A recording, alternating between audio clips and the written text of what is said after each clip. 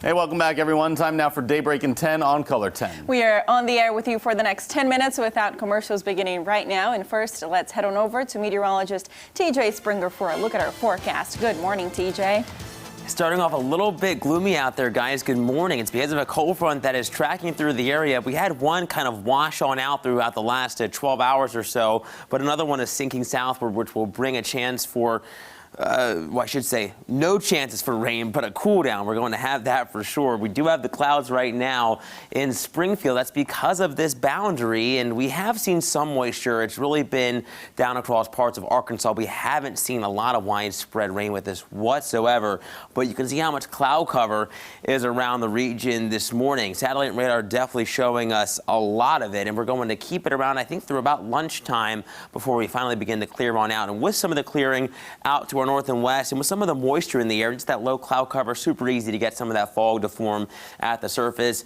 Not widespread in the viewing area, but to our west, out across northeastern Oklahoma, southeastern Kansas, that's where we are seeing it a little bit thicker. But Clinton has been the one spot that we have been seeing it throughout daybreak thus far, so travel carefully out that way if you are heading out in the extreme near future. Temperature-wise, with the cloud cover, we're mild, acting like a blanket, insulating the viewing area. 39 in Branson, 34 in Springfield, but look at the cooler air to our northwest, only 24 in southeastern Kansas. Now, if you are heading out in our wagon and walking forecast, expect temperatures to top out in the lower to middle 50s later on this afternoon. And we're saying hello to Lena. What an awesome photo. We'll have that last look at that 7-day forecast showing that cool down and some moisture, Joe, in just a little bit.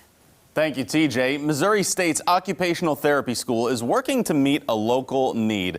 Nigel McDonald stopped by that campus to find out what exactly they were doing. Nigel, what did you see? Yeah, Joe, well, good morning. They're using recycling plastic bags to make sleeping mats like these for people who are experiencing homelessness. Now, out of recycled bags, they weave into the mats and then provide them to people who need or want them through Hope Connection. Now, MSU student Haley Isbell says participating in an event like this allows students to grasp a better understanding of the community they live in. Isbell says as an occupational therapy student, she realizes the impact a good sleep can have on a person. Occupational therapists are health professionals that help individuals of any age, any culture, any situation to do things that are meaningful to them. So sometimes that means getting themselves around, sometimes that means taking care of their children, going to work. Just all of those things that we take for granted every day, occupational therapists come along those individuals to help them engage in those tasks and activities so that they can live a meaningful life and do things that are important to them. Well, Cardin and Isbell, along with others from MSU, will be passing out these mats tomorrow during Hope Connection's OT Day. Now visit our website at ozarksfirst.com for more information on the free event. Bringing crime into focus this morning, a Springfield man accused of sexually assaulting at least 6 young girls is set for a bond hearing this morning. 52-year-old Antoine Looney Sr. is currently being held in the Greene County Jail without bond. He's charged with 10 counts of sexual assault, including child molestation, statutory sodomy, and statutory rape. Looney was a youth basketball coach during much of the time of the alleged crimes. He denies the accusations. Another Springfield man accused of an attempted rape on the MSU campus last year has his bond hearing set for today. Police say Gregory Morton Jr. grabbed an MSU employee while she was in the bathroom, and she was able to get out and call for help. MSU campus safety officers caught Morton, who is charged with 3 felonies and 1 misdemeanor. Making news around the region, absentee voting is now underway in the city of St. Louis for the March municipal primary. During the November election, a historic number of people voted absentee or mail-in because of COVID concerns. But in March, the pandemic won't be allowed as a reason to vote absentee. Election officials say they didn't see any problems in November and don't expect any issues this time around. We actually had virtually no problems in November. I don't think voters need to be concerned, other than if someone is interested in voting absentee, they have to remember that we have to receive the request no later than 5 o'clock on February 17. Earlier is always better than later. This will be the first nonpartisan election, meaning candidates are ranked by voters in the order they would prefer them to win. The Fayetteville City Council has approved an extension for the city's outdoor entertainment district. It was set to expire at the end of the month, but it's actually been extended for several years now. People will now be allowed to buy drinks and consume them outdoors through April of 2024. A single vehicle accident in Newton County claimed the life of a Neosho man. 40-year-old Jeremiah Durbin was driving on Old U.S. Highway 60 about 6 miles west of Neosho when his vehicle ran off the road, hit a tree, and overturned. Durbin was pronounced dead at the scene.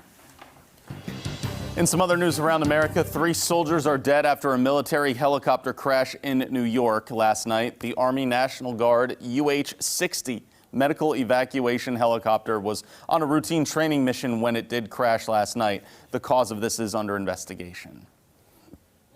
The world, at least 13 people were killed and another 30 were injured after a bomb was detonated in Iraq in a market there. The deliberate attack happened in the capital city, which has seen almost no bombing since the military defeat of the Islamic State in Iraq in 2017. Police sources said the death toll from the attack could rise as some wounded people were in critical condition. There was no immediate claim of responsibility for this attack. One of the more than 20 miners trapped thousands of feet underground in China is confirmed dead, giving the rescue efforts even more urgency. They need to clear debris and improve the air quality for the workers stuck underground. Last week's explosion in the gold mine has prevented anyone from entering or exiting. The miners are reportedly in 2 groups in 2 different chambers, and one of the groups is unaccounted for. At least 2 other people are said to be in poor health as well. In some more local news for you now, Missouri residents have the opportunity to get tested in Springfield today for an active COVID-19 infection. The free drive-through testing is happening from 8 a.m. until 6 p.m. at 1720 Grand Street, which is the old Price Cutter Building parking lot. You must pre-register to get tested. You can do so at health.mo.gov/community test. And also a quick traffic alert for you. Want to use some caution and expect some delays this afternoon if you are traveling on a portion of Glenstone. There we go. The northbound lane will be closed at the Valley Water Mill intersection from 1 to 3 today, so crews can fix the traffic signal. You should find an alternate route if you can. Now, talking about trending, everyone, we got to let you know Bernie Sanders sort of took over the internet yesterday, right, Jen? Yes, so you see the mittens he's wearing there. Of course, just the picture itself has gone viral, but the mittens, I think, made it more special. People have just been making all kinds of memes and jokes about it on the internet, but there is a hand-warming story behind the mittens. Whoa, no, I want to talk about the memes. I want to tell you that a teacher made it for him from old clothes, like an old sweater, I think, and recyclable materials. I just wanted to say that. Go ahead, talk about the memes. All right. We've got, like, look at this right here. How I wish I dress versus how I actually dress. That's all awesome. too true right there. I saw one that said, "This is what reporters look like after pitching a story and it doesn't get picked up." How I feel down holding the booth at the bar or restaurant when my friends don't show up. That's definitely me. Yes! If you show up early, that's what you look like at the table. That's why I always show up late. I love it, guys. All right, one more. What do we got here? This could have been an email. That's my favorite. One of the most used phrases ever since Zoom meetings took over the world, right? That's my favorite. This could have been an email. Love that. Oh, Bernie, thanks for the content. Yes. That's awesome. Appreciate it. I just felt a little bad for me. It looks so cold, guys. I know it was a wintry day in the nation's capital yesterday. And that's what Bernie Sanders said. He said he was going for comfort, not fashion. Yeah, there's a lot of good fashion that we saw a lot of that yesterday. Yes, we awesome. did. Thanks for joining us here on Daybreak.